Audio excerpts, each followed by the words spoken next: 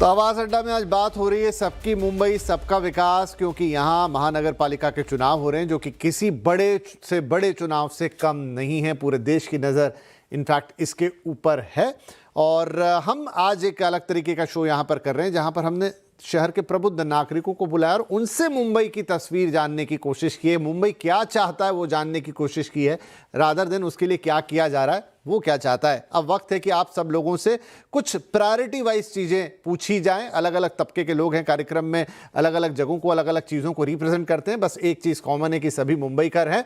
तो मैं पवन जी आप ही से शुरू करता हूँ। आप एक बहुत बड़े तबके को रिप्रेजेंट करते हैं, मतलब नॉट सिर्फ डब्बा वाला, बाकी उस सोशल इकोनॉमिक स्ट्राटा के लाखों लोग इस शहर के अंदर हैं। आपके हिसाब से बहुत कुछ काम हो रहा है, बहुत कुछ काम पास में किया गया, बहुत काम अधूरे हैं, लेकिन प्रायोरिटी उस तबके को देखते हुए आपके लिहाज से क्या होनी चाहिए? सब बहुत सही है। जैसे मुझे शायना जी का एक अंदाज अच्छा लगा और उनको याद होगा वो शबान आजमी, उन्होंने हमारा सम्मान किया था। इसका कारण कि हमारी जिम्मेदारी और हमारी हिस्सेदारी सर बहुत ज़रूरी है। लेकिन सर हमारी जिम्मेदारी हिस्सेदारी कब निभाएंगे? जब हमको नज़रअंदाज ना किया जाए, हमारी सुविधा को नज़रअंदाज ना किया जाए। सर बड़े पैमाने पे ग्रोथ डेवलपमेंट सर ये तो वर्ल्ड लेवल पर है। हमारे भारत का विकास जो हम जानते हैं कि सबका साथ सबका विकास ये बहुत ज़रूरी है। लेकिन सर हम साथ तब देंगे जब हमारे हाथ में वहाँ कुछ हो। तो मेरी गुजारिश है सारे सिस्टम से कि वो सिस्टम ये जो छोटी छोटी चीज़ों के बोलते हैं ना, छोटी छोटी बातों की यादें बड़ी होती है। तो हमारी यादें सर वहाँ जुड़ी है कि हमें पानी, फिर हमें थोड़ी सी फैसिलिटी, सर मकान। मैं मानता हूँ महंगाई बढ़ रही है, लेकिन सर किराए का मकान लेने के लिए सर किराया तक देने को मुमकिन नहीं है। ये तो थैंक्स शायद ये हम जैसे लोग या डब्बे वाले, उनके दादा ने घर लिया था 100 साल पहले, 80 साल पहले, तो उनको आज रिडेवलपमेंट घर मिल जा रहा है, वरना सर नए आदमी तो रह नहीं सकता है। तो मैं चाहता हूँ कि इस पर ध्यान दिया जाए कि आम आदमी कैसे कम पैसे में उनकी इनकम के कंपेयर में जी, ना कि तुम्हारे पूरे लोगों के कंपेयर में, वो आम आदमी कंपेयर में उनको किराएदार रहना है। किराया उनको सर जेब से पड़ाना चाहिए। या जैसे सर ने कहा कि 70,000 square feet, 2 lakh square feet, sir यहाँ तो 10,000 रुपये स्क्वायर फीट दे नहीं पाते वो लोग। तो आप कह रहे हैं कि जो बुनियादी सुविधाएं हैं, जो बेसिक नीड्स हैं, जो रोजमर्रा की आम आदमी की बिल्कुल जरूरत की चीज, थोड़ा ध्यान जीवन के लिए जो जरूरी है वो चीजें पे थोड़ा यहाँ पर ध्यान जाना चाहिए। प्रहलाद साहब, क्योंकि आप एक अलग नजरिए से देखते हैं शहर को एक, मैंने जो शुरू में सवाल पूछ लिया था ब्रांड की, उसकी भी जरूरत है, उस इमेज की भी जरूरत है। उसके लिहाज से क्या इमीडिएट चाहिए इस सिटी को? मुंबई को चाहिए लिवेबिलिटी। हमारे शहर में लिवेबिलिटी फैक्टर क्या है, कोएफिशिएंट क्या है? पोल्यूशन, ट्रैफिक, क्लियर फुटपाथ्स, पानी, बिजली, घर, और क्या चाहिए? If that is provided for, which is the basics, proper roads, proper footpath, clear of squatters, lack of slums, जो जिनको इनकरेज नहीं कर रहे हो अपने पॉलिटिशियंस के, तो आके बसो इधर, हमें वोट दो। I mean if all that is sorted out, this would be a great city. It is already a great city, but it would be much more liveable. अभी नागरिक जो है बहुत परेशान है कि इतना झेलना पड़ता है उनको रोजी रोटी के लिए।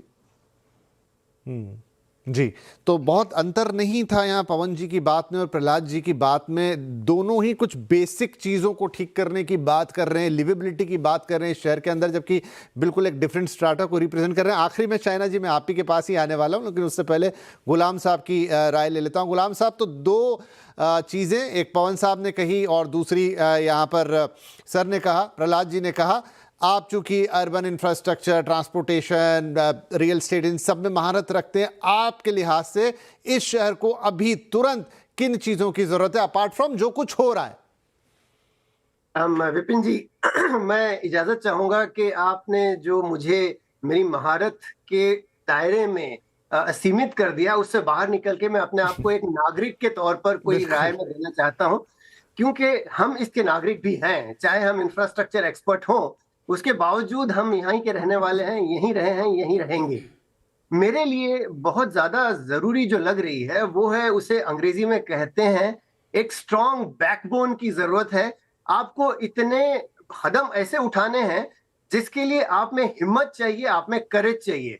मुझे प्रॉब्लम यही लगा है, कई सालों से मैंने देखा है कि इंटेंट बहुत अच्छा हो सकता है, आप अच्छा बहुत कुछ करना भी चाहते हो, लेकिन कई सारी ऐसी चीजें हैं जहां पर कहीं ना कहीं आप पीछे छूट जाते हो। मैं एग्जांपल दूंगा, आपने पार्किंग, जो डॉक्टर अग्रवाल साहब भी जिसका जिक्र कर रहे थे, पार्किंग, हमने बड़े बड़े पार्किंग टावर्स बनाए लेकिन वो खाली पड़े हैं क्योंकि वहां पर कोई पार्किंग करता नहीं, बाहर ही लगाते हैं।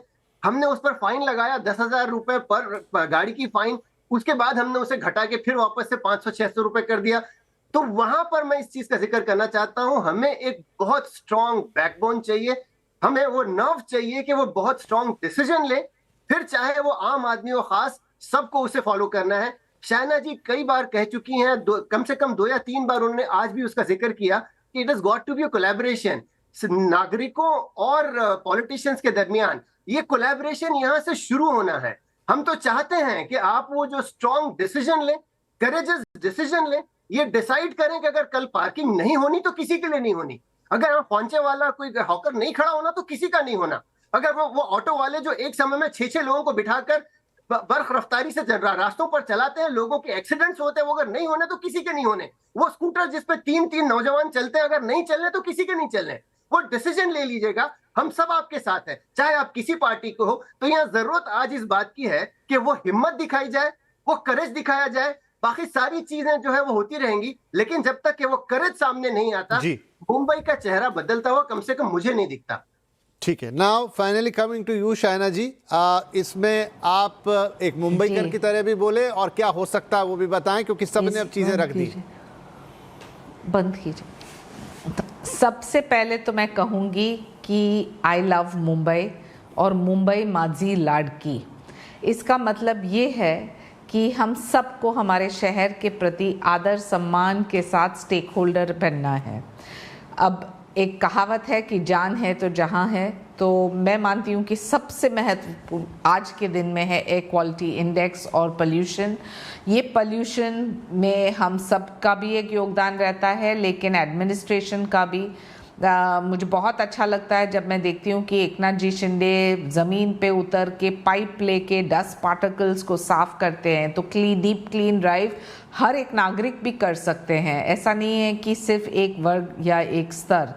और रही बात मुंबई जैसे शहर में 300 एकड़ का जो सेंट्रल पार्क बनने वाला है महालक्ष्मी रेस कोर्स पे, मैं मानती हूँ ये ग्रीन लंग है, हमें प्रोटेक्ट करना चाहिए। जितने भी ओपन स्पेसेस हम कर सकते हैं ताकि आम नागरिक वहाँ आ सके, एंजॉय कर सकते हैं, और साथ साथ ये भी हम बरकरार रखें कि कोई डेवलपमेंट न हो मैंग्रोव्स के ऊपर, कोई डेवलपमेंट न हो संजय गांधी नेशनल पार्क पे, लेकिन जो ट्रांसपोर्ट की आवश्यकता है ताकि कार्बन इमिशन कम हो, मेट्रो हो या फिर ट्रेन्स हो या फिर इलेक्ट्रिक बसेस, ये भी बहुत ही महत्वपूर्ण है। तो आज के दृष्टि से ये सभी कोलैबोरेशन, क्योंकि development infrastructure needs to coexist with a full proof plan, और ये फुल प्रूफ विजन प्लान मुझे उम्मीद है कि हमारा मुंबई जो आर्थिक राजधानी है और इस पूरे विकसित देश को,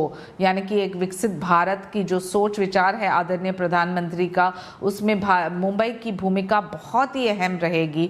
और उसके लिए आते हुए 2-3 साल में जो ट्रांसफॉर्मेशन हम देखने वाले हैं, outer ring road, better public transportation, एक ऐप जहां आपको पता चले कि आपको कहां जाना है, कौन सा है फास्टेस्ट रूट, कौन से कम्यूट्स आप कर सकते हैं, कैसे आप ऑनलाइन सब कुछ कर सकते हैं, ये सभी चीज़ AI का इस्तेमाल, टेक्नोलॉजी का इस्तेमाल, ताकि हमारा शहर सुरक्षित भी रहे, लोगों को आम सुविधा भी मिले और ज़्यादा खर्च ना करना पड़े। और क्लस्टर रीडेवलपमेंट, कमाटीपुरा जैसे बड़े प्रोजेक्ट्स हो, या फिर रमाबाई नगर जहां 17,000 घर दिए गए, या फिर BDD चॉल्स, या फिर पुलिस क्वार्टर्स, या फिर housing for sons of the soil जो भूमिपुत्र है, ये सभी बहुत ही ज़रूरी है। और अंत में मेरी एक ही विनंती है, विपिन जी, मुझे बोलना चाहिए या नहीं मैं नहीं जानती हूँ, लेकिन ये महाराष्ट्र प्रदेश ने हम सबको इतना कुछ दिया है, संस्कृति, सभ्यता, कहीं ना कहीं हम सबको मराठी गर्व के साथ ये भाषा का इस्तेमाल करना चाहिए, सीखना चाहिए, बोलना चाहिए, ताकि ये जो एक असिमिलेशन होता है अलग अलग कल्चर्स के, वो बरकरार रहे हमारे इस महान प्रदेश में। जी बिल्कुल, तो बहुत सारी एक लंबी फहरिस्त है। आप देखिए कि बहुत कुछ है जो इस शहर से इसके लोग चाहते हैं, ये शहर भी उन लोगों से बहुत कुछ चाहता है। डेफिनेटली वो तो हैंड इन हैंड ही होगा, लेकिन इस लंबी फहरिस्त में अब आगे कितनी चीज़ें हो पाती, क्योंकि थोड़ा है और बहुत ज़्यादा की ज़रूरत है, क्योंकि शहर ही कुछ ऐसा है। चुनाव आते जाते रहेंगे आई थिंक, लेकिन मुंबई यहीं रहने वाली है। सवाल ये नहीं कि कौन जीतेगा, सवाल ये है कि क्या मुंबई और मुंबईकर जीतेगा। इसी के साथ मैं आप सबसे इजाज़त लूँगा। नमस्कार, बहुत बहुत धन्यवाद।